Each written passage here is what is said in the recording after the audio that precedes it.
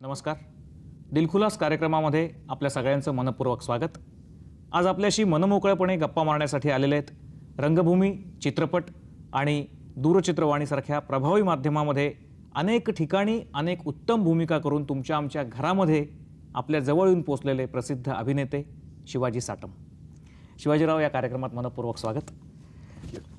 आज या चर्चेला सुरुवात करताना प्रत्येक घरामध्ये हा कार्यक्रम बघत बसलेल्या माणसाला असं वाटत असेल की हा कोणीतरी एक CID ऑफिसर आपल्या घरामध्ये आलेला आहे. चित्रपट बघणाऱ्या माणसांना असं वाटत असेल की अरे हा तुमच्या आमच्याच चाळीमध्ये राहणारा आपल्या अगदी जवळचा कोणीतरी माणूस आहे, जो त्या चित्रपटामध्ये संजय दत्तचे वडील असतील, किंवा नाटकं बघणाऱ्या माणसाला तुमचं ध्यानीमनीसारखं एखादं सुंदर नाटक आठवत असेल.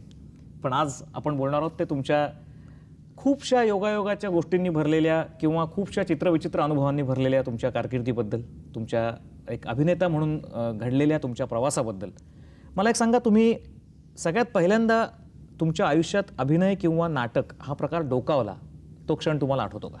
हो, डोकावला तो आठवतो. मला वाटते असेल 4-1 वर्षाचा असेल तेव्हा. कारण मी राहायचो भायखळ्याला, मिल कामगारांची वस्ती, माझे वडील मिलमध्ये होते, त्यामुळे आमच्याकडे गणेशोत्सव धूमधडाक्यात असायचा. 11 दिवस कार्यक्रम असायचे, त्यातले 5-6 दिवस नाटकं असायचीच. त्यामुळे ज्या दिवसापासून मी बुडावर बसायला लागलो तेव्हापासून नाटकं पाहत आलो. आणि मग ते नाटक आदल्या दिवशी पाहायचं जास्त करून. म्हणजे लहानपणी आपल्याला आवडायची तलवारबाजीची नाटकं, किंवा मला अजूनही आठवतं त्या कंपनीचं नाव, आता मला वाटतं त्या नवहिंद बालमित्र मंडळ, त्यांची नाटकं म्हणजे आम्ही आतुरतेने वाट पाहत असायचो. त्यांचं नाटक म्हणजे सगळी फॅन्टसी आणि रोमॅन्टिसिझम आणि स्वॉशबकलिंग हिरोज असायचे सगळे तलवारबाजीवर. मग ते नाटक पाहिलं की दुसऱ्या दिवशी चाळीच्या जिन्यामध्ये आमचं नाटक, त्यातले सीन्स करायचे, उड्या मारायच्या, तलवारी बनवायच्या.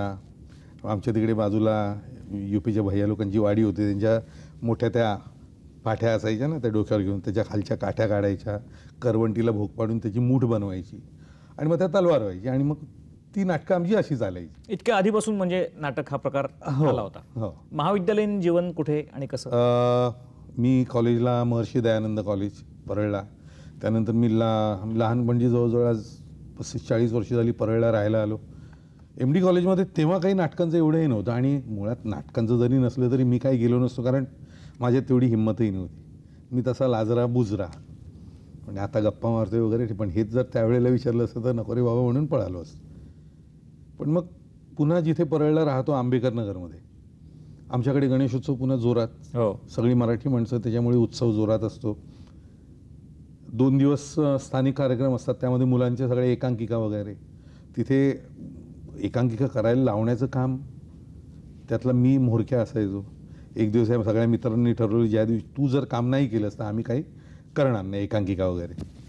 झाली ती जबरदस्ती ब्लॅकमेलिंग केलं आणि मी आपल्या नाटकात उभा राहिलो. आणि पुढे प्रवास सुरू झाला. म्हणजे ती जी मजा वाटली त्या, मग अगदी आतुरतेने वाट पाहायचो पुढच्या वर्षीच्या गणपतीच्या नाटकात काय करायचं ते. पोटं पाण्याचा त्यावेळेला काय व्यवसाय चालू होता? मी सेंट्रल बँकेत आत्तापर्यंत नोकरी करत होतो. मला बँकेने काढलं कारण मी जाऊ शकत नव्हतो म्हणून.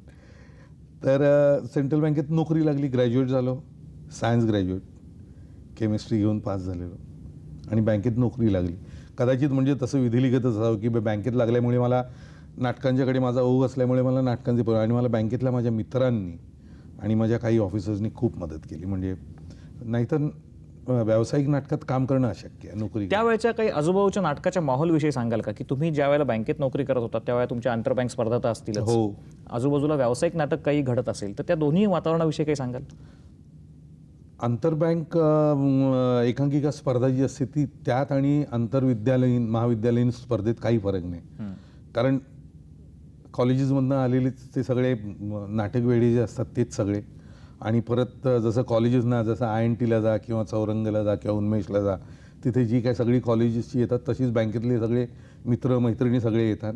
हल्लागुल्ला तोच असतो. मात्र एकांकिका थोड्याशा जरा वेगळ्या असतात. आणि त्यावेळेला आमच्या वेळेला रमेश भाऊची एकांकिका खूप जोरात असायच्या, गाजायच्या वगैरे सगळ्या. तर मजा असायची ती. आणि त्याचबरोबर व्यावसायिक तर बँकेतले तुमचे दिग्दर्शक कोण होते त्यावेळेचे? दोघे-तिघे जण होते. एक आमचा मेहबूब पेशिमाम म्हणून होता, दुसरा दिनकर जानी होता आमच्या बँकेतलेच.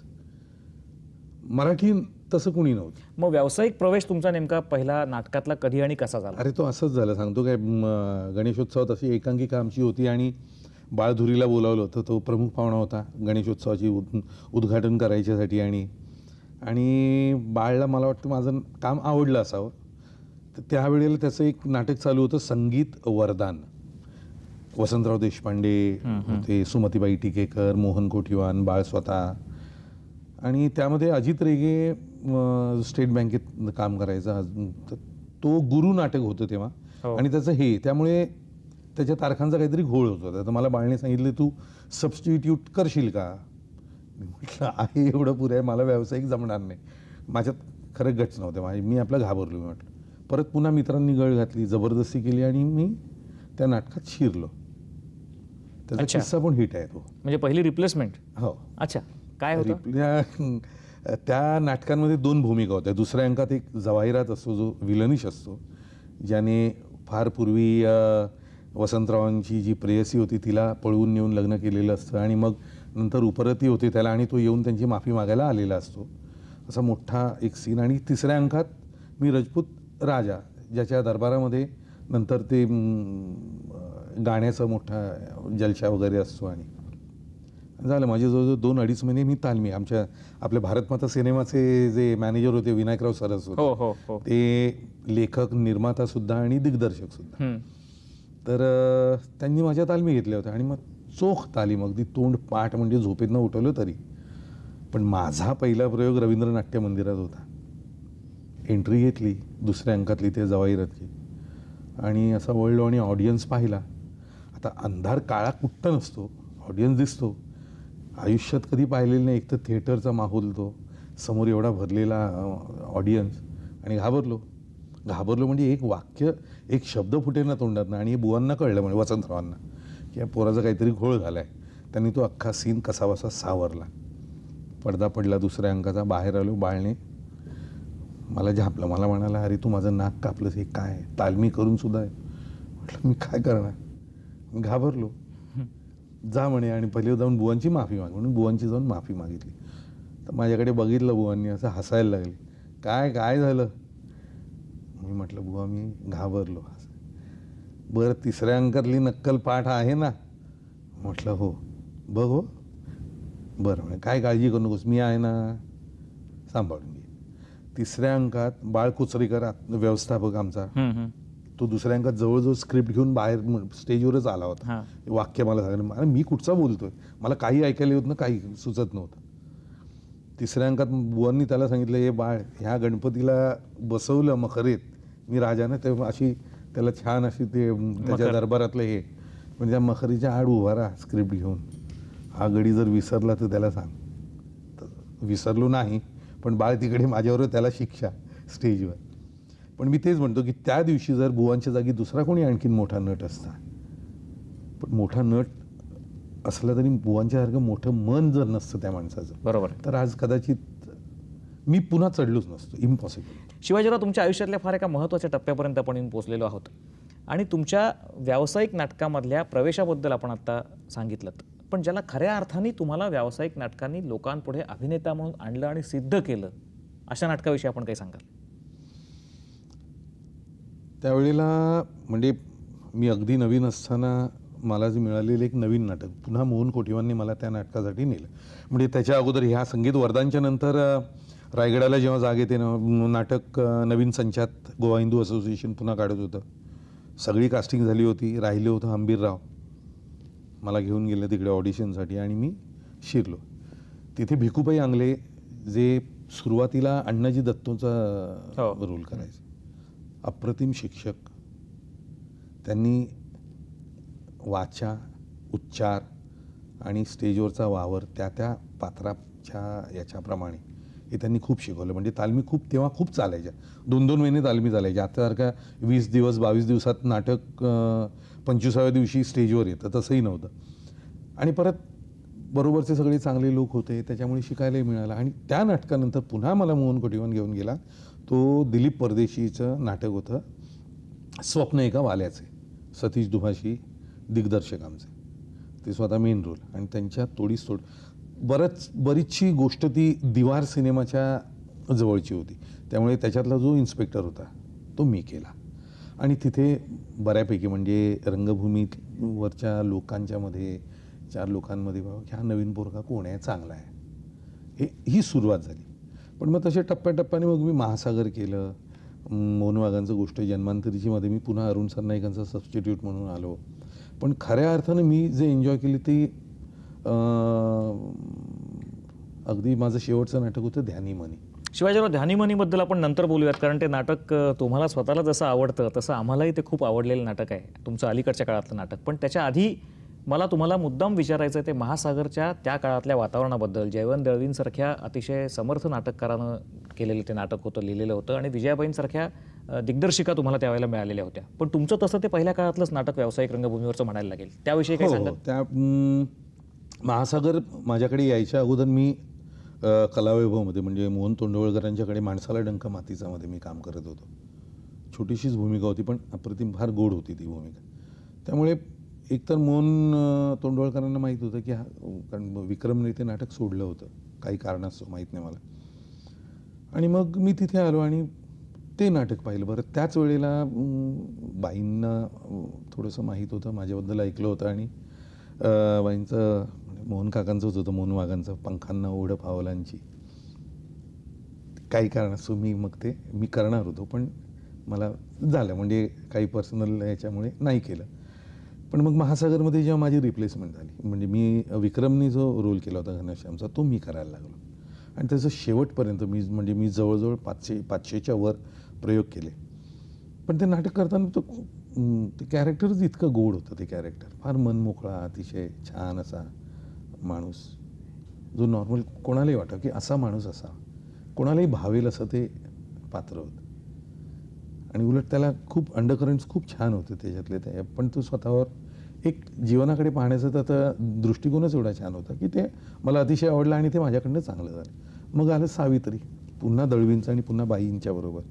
त्याच्यातही टोटली वेगळा, टिपिकल मिडल क्लास, ज्याला मेल शॉविनिस्टिक ज्याला म्हणतात तसा तो प्रोफेसर, वयाने मोठा, थोडेसे लहान असलेली पण वयात आलेल्या मुलीवर जे लग्न करते आणि मग ती करिअरिस्टिक बनते. आणि इथे त्याच्यातला जो मेल इगो आहे. एक विजयाबाईंच्या दिग्दर्शनाच्या त्यांच्या शैलीबद्दल आणि त्यावेळेला तुम्हाला अनुभवाला आलेलं त्यांचा एक इम्पॅक्ट, याच्याविषयी काही सांगू शकाल? बाईंच्या बरोबर तालमी करायची म्हणजे असं वाटायचं की तालमी कधी संपूच नाहीत. कारण एकदा प्रयोग सुरू झाले की बाईंच्या तालमी संपणार. म्हणजे एक कुठेतरी माहेराहून सासरी जाणाऱ्या मुलीसारखी जी गत होते ना, की हेही हवं असतं आणि तेही हवं असतं, तशी गत होते खरं सांगायचं तर बाई. आणि बाईंच्याकडनं शिकायला खूप मिळतं. बाईंचं आणखीन एक त्याच्यातलं हे म्हणजे बाई एवढ्या इन्व्हॉल्ड असतात आणि एखादा सीन तुमच्याच्याने होत नसेल बरोबर, तर मग सगळी तालीम पूर्ण संपली, सगळेजण गेले की सांगणार बाई तुम्हाला सांगाय 2 तास थांब, आणि मग तुमच्याबरोबर एकट्या पुन्हा तो वर्कआउट करून घेते. आणि बाईंची जी एकूण पद्धत पाहत असताना, कारण तालमीच्या वेळेला तुम्ही असं नाही की तुमचं काम नाही म्हणून तुम्ही जा, तर तुम्ही ऑटोमॅटिकली तिथे बसणारच त्यांच्या बाजूला जाऊन आणि बघणार. खूप म्हणजे अप्रतिम अनुभव आहे तो, म्हणजे कधी न संपणारा. शिवाजीराव, तुम्हाला थिएटरमुळे जितक्या प्रमाणात ग्लॅमर तुम्हाला चित्रपटसृष्टीने दिलं, तितकं ग्लॅमर जरी दिलेलं नसलं तरी एक अभिनेता म्हणून सिद्ध करायला नक्कीच थिएटर म्हणून तुम्हाला ही बेसिक ग्राउंड मिळालेली असणार. तुमच्या चित्रपटसृष्टीतल्या प्रवेशाबद्दल, तिथल्या तुमच्या अनुभवाबद्दल, आणि त्याच्यानंतर दूरचित्रवाणीने तुम्हाला जे आमच्या घराघरामध्ये आणून बसवलं. शिवाजीराव, नाटकामध्ये विविध प्रयोग करत असताना व्यावसायिक पातळीवर, चित्रपटसृष्टीतला तुमचा प्रवेश होण्याच्या आधी तुमचा प्रवेश हा मला वाटतं दूरचित्रवाणीवर झालेला होता. आणि ज्या दूरचित्रवाणीवर म्हणजे दूरदर्शनवर अनेक वर्ष तुमचा एक जवळचा मित्र होता आणि त्याच्यामुळे हा प्रवेश झाला, तो नेमका काय किस्सा होता? खरं सांगायचं तर कॅमेराच्या समोर जर माझा प्रवेश झाला असेल तर तो मुंबई दूरदर्शनवर ज्ञानदीपमध्ये आबा देशपांडे यांच्या. आणि मग मी दूरदर्शनवर भाऊ चास्करांच्या बरोबर, आणखीन शरण बिराजदार वगैरे यांच्याबरोबर जवळजवळ 10-12 नाटकं केली असतील. तर खरी सुरुवात मी म्हणेन दूरदर्शनवर. आणि मग पुन्हा माझ्या नाटकातली कामं, आणि मग दूरदर्शनवर असल्यामुळे बबन दळवी जे ग्राफिक आर्टिस्ट आहेत सिनियर, ते मला सारखं म्हणायचे की तुला मी एका मित्राकडे घेऊन जाणार आहे, तो काहीतरी चांगले प्रोजेक्ट्स आहेत त्याच्याकडे. आणि तो मला घेऊन गेला BP सिंग, जे आमचे त्यावेळेचा त्याची आज तागायत ती मैत्री आमची घट्ट आहे. 100 हे तो करत होता. तर 100 ही मालिका जेव्हा दूरदर्शनवर आली त्यामध्ये त्या इन्स्पेक्टरच्या रोलसाठी मला बबन BP सिंगकडे घेऊन गेला आणि ती सुरुवात झाली दूरदर्शनची. पण त्या इन्स्पेक्टरच्या रोलनी तुमची साथ आजपर्यंत सोडलेली नाहीये असं मला वाटतं. हो कारण इन्स्पेक्टरच्या रूपामध्ये त्याच्या कर्तव्यामध्ये बरेच बदल झाले, हो, हो. सिरियल्स बदलल्या, हो. पण आज मला वाटतं ट्रॅफिक मध्ये कुठल्याही सिग्नलला सुद्धा मला वाटतं तुम्हाला खरोखरच इन्स्पेक्टर समजतात. नाही, आता लोकांना माहीत झाले म्हणजे त्या पोलीसवाल्यांना सुद्धा. पण प्रेम उलट आता जसं म्हणजे म्हणतो ना आपण लोणचं मुरतं तसं प्रेमही मुरत जातं आणि गोड होत जातं, तेवढं झालेलं आहे. त्याच्यामुळे पण मी अर्थात मी सहसा ट्रॅफिक सिग्नल नाही तोडत. ध्यानी मनीबद्दल आपण बोलत होतो की जे तुमचं फार आवडतं नाटक आहे, आमचंही आवडतं नाटक आहे. त्या नाटकाविषयी काय सांगाल? त्या नाटकाविषयी महेश मांजरेकर तो घेऊन आला नाटक. मला म्हणाल चंद्रकांत कुलकर्णी डिरेक्ट करतोय. त्याच्या अगोदर त्याने मला डॉक्टर तुम्ही सुद्धा साठी विचारलं होतं, पण या परत तारखांचे घोळ आणि सगळं काही बाकी कारणं होती त्यामुळे नाही जमलं. आणि महेश म्हणाला ये घरी, प्रशांत दळवी वाचन करणार आहे. एकच अंक लिहिला होता त्याने, तो एक अंक ऐकला आणि मी भान हरपलं माझं. मी म्हटलं मी करतोय, माझं सर्वात आवडतं नाटक ते. आणि त्यात निर्माते मिळाले महेश मांजरेकर आणि मोहन वाघ, आणि त्यात चंद्रकांत कुलकर्णीसारखा म्हणजे बाईंच्या नंतर मी जर आज कोणाला म्हणेन तेवढ्या ताकदीचा दिग्दर्शक मराठी रंगभूमीवर, तो माझ्या दृष्टीने चंद्रकांत कुलकर्णी. प्रशांत दळवीने अप्रतिम स्क्रिप्ट लिहिली होती, बरोबर नीना कुलकर्णी, नंतर संदीप कुलकर्णी आणि हा होता, पण संदीपच्या नंतर महेश. त्याच्यामुळे आणि ते नाटक आज ताग आहेत म्हणजे त्या प्रयोगात कुठेही तुम्ही जरासुद्धा हलू शकत नव्हता, एवढं ते टाईट नाटक आहे अगदी पहिल्या कर्टन उघडल्यापासून ते शेवटपर्यंत. शिवाजीराव, मला एक सांगा की तुम्ही एकदा मागे गप्पा मारताना असं म्हणाल होतात की मी स्वतः म्हणजे तुम्ही दिग्दर्शकाचे आर्टिस्ट आहात. हो. याचा नेमका अर्थ काय? याचा नेमका अर्थ की मी भूमिका, मला कथानक माहीत आहे, माझं पात्र, मी जे पात्र रंगवणार आहे त्याची चौकट माहीत आहे. पण त्या चौकटीमध्ये म्हणजे मी एक रंग आहे असं मी स्वतःला समजतो. तुम्ही स्वतःच जर अगदी रंग उडायला लागला तर तो सगळ्या ह्याची वाट लावून टाकेल चित्राची. तर दिग्दर्शक हा चित्रकार आहे, त्यांनी त्या रंगाचा कसा वापर करायचा हे त्याने ठरवतो. कारण ते एकूण सगळ्या पूर्ण चित्रामध्ये हा रंग कुठे आणि केवढा बसला पाहिजे हे त्याने ठरवायचं असते. कारण आर्टिस्ट हा तो एकतर मेजर त्याचा विचार हा आपल्या भूमिकेपुरता मर्यादित असतो. टोटॅलिटीमध्ये विचार करताना तो नाही, तो स्वतः पहिला मीपणा नाही आहे हा, पण आहे तो स्वार्थही नाही आहे, पण तो विचार आपल्यापुरता करतो. वेळा दिग्दर्शक हा पूर्ण चित्राचा विचार करतो. आणि मग कुठच्याही कलाकाराने स्वतःचाच विचार करून जर हे केलं तर मग ते नाटक राहणार नाही, हे मी मान्य करतो, हे मानतो मी. आणि त्याच्यामुळे स्वतःला दिग्दर्शकाच्या हाती देतो. म्हणजे BP सिंग आमचा म्हणतो की शिवाजी एक आर्टिस्ट आहे जो स्वच्छ कोरी पाटी घेऊन येतो आणि त्याला जे सांगाल गिरवायला ते तो गिरवतो, आणि ते गिरवताना किती अक्षर छान काढायचं हे ते करतो. तुम्ही मगाशी लोणच्याचं उदाहरण दिलं की लोणचं जसं मुरतं किंवा जितका जास्त काळ मुरतं तितकी त्याची चव चांगली लागते. तसंच मला नेहमी तुमच्या व्यक्तिमत्वाविषयी वाटतं की तुमचं महासागरमधलं त्यावेळेचं व्यक्तिमत्व आणि आज तुम्ही इतके चित्रपट, इतकी नाटकं आणि इतक्या मालिका केल्यानंतरचं व्यक्तिमत्व, याच्या प्रगल्भतेमध्ये जशी वाढ होत जाते तसं ते आणखी जवळचं, लोकांना हवंसं आणि जास्ती नॅचरल ॲक्टिंग करणारं वाटतं. महेश मांजरेकरनी तुम्हाला ज्या ज्या भूमिका चित्रपटांमध्ये दिल्या त्या सर्वसामान्य माणसाच्या होत्या. त्या अशा लार्जर दॅन लाईफ किंवा काहीतरी फॅन्टॅस्टिक भूमिका नव्हत्या. कुठेतरी एक आपण स्वतःच अंतर्मुख होऊन त्या पात्रांचा विचार करत राहणं की ती का असं वागतंय, ते पात्र असं का वागतं, हे कुठेतरी मला असं नेहमी वाटतं की कलाकार हा खूप नशीबवान आहे. परमेश्वराने त्याला जी नुसती त्याला लोकांच्याकडनं प्रेम मिळणं इतकी नाही, तर त्याला अंतर्मुख होण्याची, दुसऱ्याच्या ते पात्र रंगवताना तुम्ही जशी काया पालट म्हणा किंवा त्या दुसऱ्याच्या ह्याच्या हात जाऊन तुम्ही विचार करून, त्यामुळे एक माणूस म्हणून तो खूप विकसित होत जातो. विचार त्याचे समजून घेण्याची प्रवृत्ती वाढते. आणि मला असं वाटतं की जसजसे तुम्ही आणखीन परत वयाचा अनुभव आहे, एकूण जगातला जीवनाचा अनुभव आहे, त्याने कुठेतरी एक छानसं असं मिश्रण आपण मला स्वतःला असं जाणवतं. मी कधी पटकन असं कोणालाही टाकूनही बोलणार नाही, काही नाही, की असं का, हा पहिला प्रश्न येतो का असं का वागतो. तर कुठेतरी हा सगळा जो प्रवास आहे ह्याच्यामध्ये हे जे खूप शिकायला मिळतं ते ह्या कलेने खूप दिलेलं आहे. शिवाजीराव, एक कलाकार म्हणून तुम्ही मला तुम्हाला असं एक विचारायचं की प्रत्यक्षात अभिनय करत असताना वास्तव जगापासून बाजूला जाऊन त्या भूमिकेत जावं लागतं तर तुमच्या डोक्यातला तुमचा हा स्विच ऑन स्विच ऑफ किती पॉवरफुल आहे? का तुम्ही भावनाप्रधान आहात, का तुम्ही प्रोफेशनली वेगळे राहून त्या भूमिकेकडे बघता आणि तुम्ही वेगळे असता? नक्की तुम्ही कसे आहात? मी अत्यंत भावनाप्रधान माणूस आहे. दिसायला राकट असा असलो तरी मी आजही सिनेमा पाहतो किंवा नाटकाला गेलो आणि मी पटकन रडू येतं मला. हसतो तर पोट धरून, म्हणजे रडेपर्यंत हसतो. म्हणजे कुठेही काही हातचं राखून नसतं. त्याप्रमाणेच आय डोंट नो, एक सहजरित्या मी एखाद्या भूमिकेत मला पटकन जर कळली ती भूमिका तर मी शिरतो आतमध्ये.